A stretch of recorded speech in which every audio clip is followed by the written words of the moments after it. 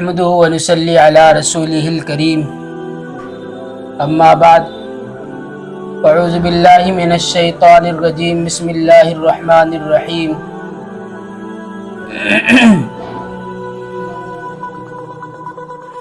والعصر ان الانسان لفی خسر صدق اللہ العظیم۔ میرے محترم بزرگوں اور عزیز ساتھیوں، حضرت ابو ہریرہ رضی اللہ تعالی عنہ فرماتے ہیں کہ اللہ کے نبی علیہ السلام نے ارشاد فرمایا، اگر کوئی آدمی کسی کام پر حرص کرے، تو ایسی چیز پر حرص کرے جو اس کے لیے آخرت میں نفع دہ ہو، اسے تو حرص کرنا منع فرمایا ہے۔ جیسے کہ آدمی شہرت کے لیے حرص کرتا ہے، مال و دولت کے لیے حرص کرتا ہے، اپنی جائیداد کو بڑھانے کے لیے حرص کرتا ہے، اور نہ معلوم دنیا کی کن کن چیزوں پر آدمی حرص کرتا ہے۔ لیکن اگر آدمی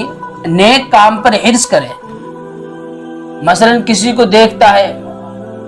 اور جب دیکھتا ہے تو وہ نیک عمل کرتے ہوئے دیکھتا ہے، تو پھر اس کے دل میں حرص پیدا ہوتی ہے، تو اس کے دل میں داعیہ پیدا ہو، یہ ارادہ پیدا ہو کہ یار یہ آدمی نیک عمل کر رہا ہے، مجھے بھی یہی نیک عمل کرنا ہے۔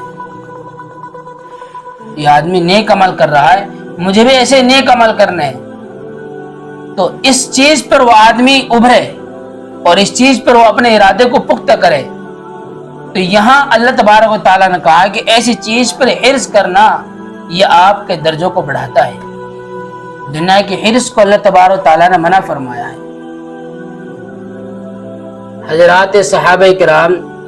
دین کے کام پر بہت حریص تھے۔ وہ حضرات دین کے کام کو جب کیا کرتے تھے تو وہ حرص پر چڑھ جایا کرتے تھے،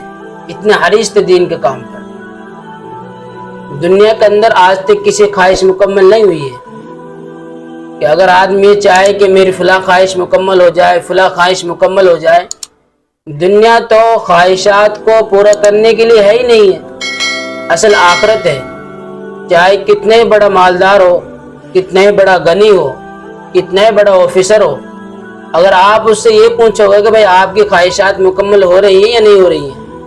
تو وہ بھی آپ کو یہی جواب دے گا کہ بھائی میری خواہشات مکمل نہیں ہو رہی ہیں۔ جب دنیا کے اندر خواہشات انسان کی مکمل ہو ہی نہیں سکتی، خواہشات تو آخرت میں انسان کی مکمل ہوں گی، چاہے وہ کیسی بھی خواہش ہو، اور اصل ٹارگٹ ہمارا آخرت ہونا چاہیے۔ لیکن آخرت کے لیے ہم سب کو حرص کرنی ہے۔ تو صحابہ کرام دین کے معاملے میں بڑے حریص تھے۔ حضرت عبداللہ، حضرت عمر فاروق رضی اللہ تعالی عنہ کے صاحبزادے حضرت عبداللہ بن عمر رضی اللہ عنہما، یہ ایک صحابی کے پاس گئے، ان صحابی نے کہا کہ میں نے اللہ کے نبی علیہ السلام سے یہ حدیث سنی ہے، بڑی قیمتی حدیث ہے، سب توجہ ہو کر سنے۔ تو یہ کہا کہ میں نے اللہ کے نبی علیہ السلام سے یہ حدیث سنی ہے، اگر کوئی شخص کسی مسلمان کے جنازے کی نماز پڑھتا ہے، کسی مسلمان بھائی کا انتقال ہو گیا ہے،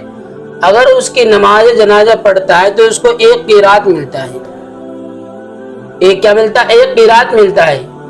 اور پھر نماز جنازہ پڑھنے کے بعد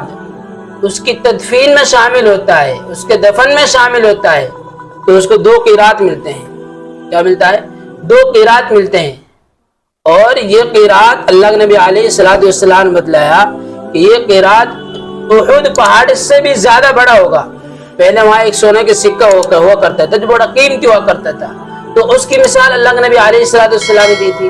اور پھر یہ کہا کہ یہ احد پہاڑ جتنا ہے اس سے بھی زیادہ اس کا ثواب ہوگا،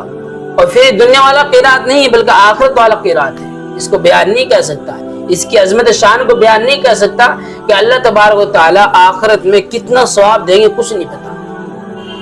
تو حضرت عبداللہ بن عمر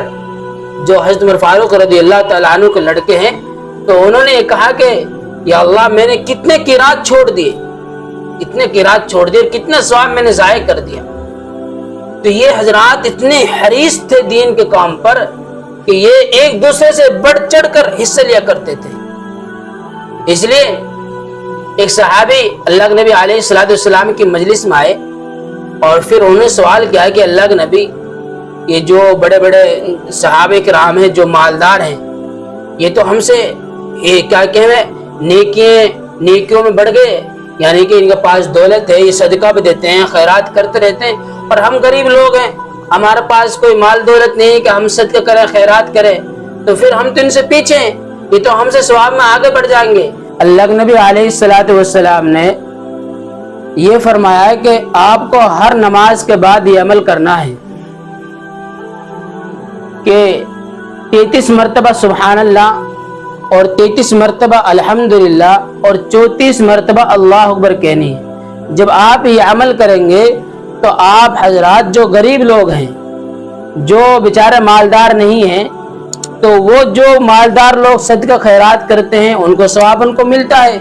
لیکن جو غریب لوگ ہیں تو اب ان کو وہ صدقہ کر نہیں سکتے کیونکہ ان کے پاس دولت نہیں، تو پھر وہ اس ثواب کو کیسے حاصل کریں گے؟ تو اللہ کے نبی نے ان صحابہ کرام کو یہ عمل بتلایا کہ آپ اگر اس عمل کو کریں گے تو آپ ان ثواب کے برابر پہنچ جاؤ گے جو صحابہ کرام صدقہ کرتے ہیں، خیرات کرتے ہیں، تو آپ کو ان کے برابر ثواب ملے۔